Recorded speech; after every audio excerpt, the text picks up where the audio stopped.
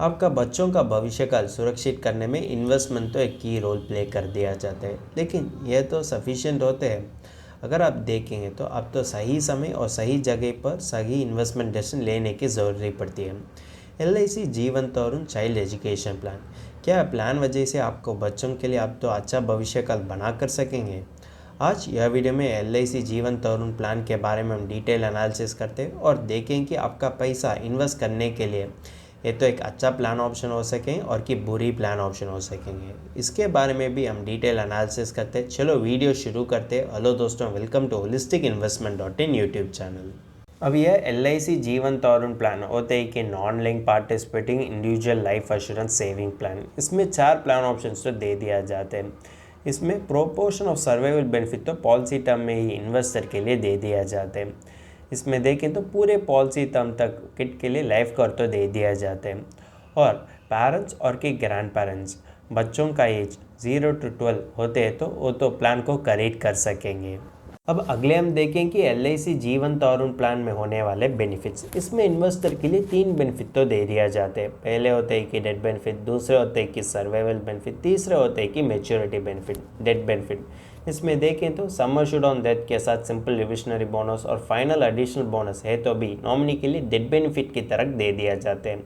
इसमें sum assured on death होते हैं कि हायर ऑफ द फॉलोइंग हो सकते हैं कि बेसिक सम एश्योर्ड और कि 7 times of the annualised premium और कि 105% of the total premium paid till the date of death. दूसरा होता है कि सर्वाइवल बेनिफिट।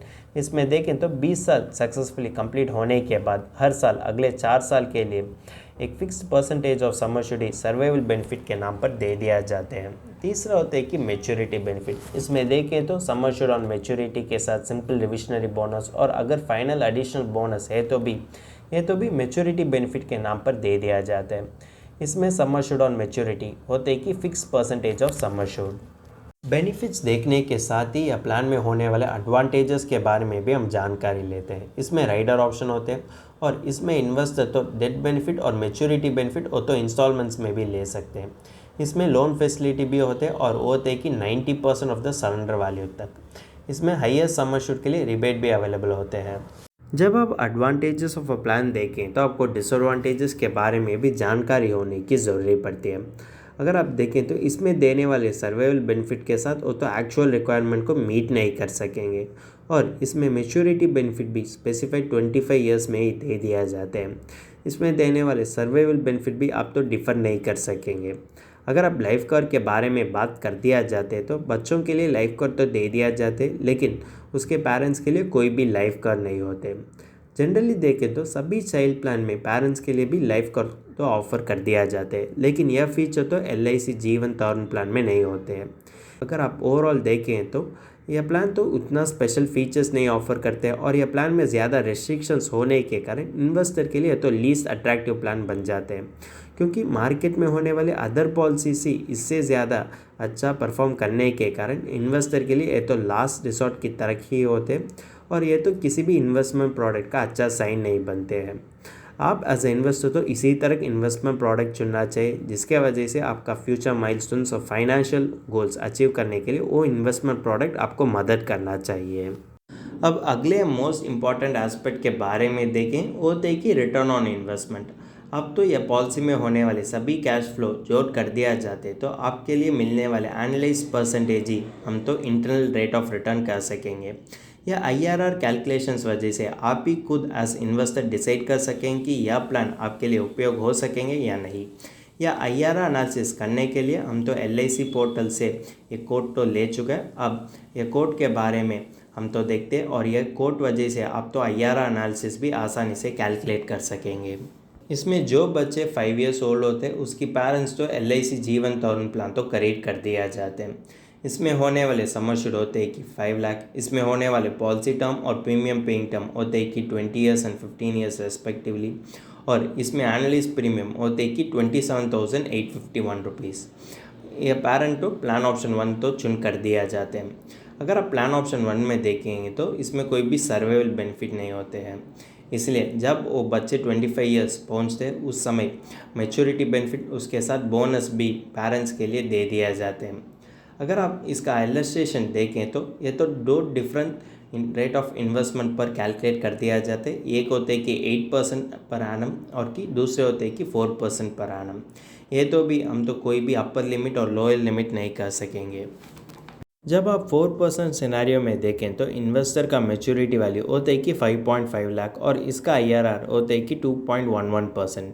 अगर आपने 8% सिनेरियो को अज्यूम कर दिया जाते तो इन्वेस्टर का फाइनल मैच्योरिटी वैल्यू होता है कि 8.32 लाख और इसका IRR होता है कि 5.25%। अगर आप दोनों सिनेरियोज में भी देखें तो यह इंटरेस्ट रेट तो लॉन्ग टर्म इन्वेस्टर के लिए उतना फ़ायदा नहीं दे सकेंगे, क्योंकि यह IRR तो इन्फ्लेशन से भी कम पड़ती है। अगर आप प्लान ऑप्शन 1 में देखें तो इसमें कोई भी सर्वाइवल बेनिफिट नहीं मिलते और सभी बेनिफिट्स तो मैच्योरिटी के समय ही दे दिया जाते हैं। इसके बावजूद भी यह प्लान में देने वाले IRR तो इन्वेस्टर के लिए ज़्यादा कम ही पड़ती है। इसलिए अगर इन्वेस्टर तो सर्वाइवल बेनिफिट के लिए ऑप्ट कर दिया जाते हैं तो इसके लिए इससे भी ज़्यादा कम रिटर्न्स तो मिल पाएगी। अब ये LIC जीवन तारण प्लान के साथ हम अदर इन्वेस्टमेंट ऑप्शंस को कंपेयर कर दिया जाते हैं। अब ये LIC जीवन तारण प्लान तो बच्चों के लिए लाइफ कवर देते हुए उसका फाइनेंशियल नीड्स मीट करने में वो तो अदर बेनिफिट्स भी ऑफर कर दिया जाते हैं। जनरली देखें तो लाइफ कवर तो इन इंडिविजुअल के लिए पॉसिबल होते हैं जो 18 ईयर्स और 18 ईयर्स से अबव होते हैं। लाइफ कवर तो किड के लिए अननेसेसरी होते हैं। अगर आपने अदर इन्वेस्टमेंट रिटर्न्स के साथ LIC जीवन तारण रिटर्न्स को कंपेयर कर दिया जाते तो आपको पता चलता है कि जो रिटर्न्स आपका बच्चों के लिए अच्छा भविष्य काल बनने के लिए मदद कर सकेंगे। LIC जीवन तारण प्लान के साथ हम ELSS और PPF इन्वेस्टमेंट को कंपेयर कर सकते हैं। इसमें देखें तो एनालाइज प्रीमियम होते हैं कि 27,851 रुपीज़। वो चाहते हैं तो डेब्ट इंस्ट्रूमेंट और इक्विटी इंस्ट्रूमेंट में इन्वेस्ट कर सकेंगे, उसका रिस्क अपडेट पर ध्यान रखकर। अगर देखें तो ELSS फंड होते हैं कि इक्विटी और PPF अकाउंट होते हैं कि डेब्ट। इसमें देखें तो पहले 15 ईयर्स के लिए हो तो प्रीमियम तो इन्वेस्ट कर दिया जाता है और लास्ट 5 ईयर्स के लिए यही इन्वेस्टमेंट तो बच जाते हैं। अगर देखें तो PPF तो 15 ईयर्स होने के बाद मेच्योर होते हैं, वो तो इन्वेस्टर चाहते हैं तो वो तो 5 ईयर्स एक्सटेंड भी कर सकेंगे। इसलिए 20 ईयर्स अंतिम पर उसके लिए PPF में होने वाले मेच्योरिटी अमाउंट तो दे दिया जाते हैं। ELSS इन्वेस्टमेंट में भी आप तो पहले 15 ईयर्स इन्वेस्ट कर सकेंगे और लास्ट 5 ईयर्स उस फंड बढ़ने के लिए समय तो दे सकेंगे।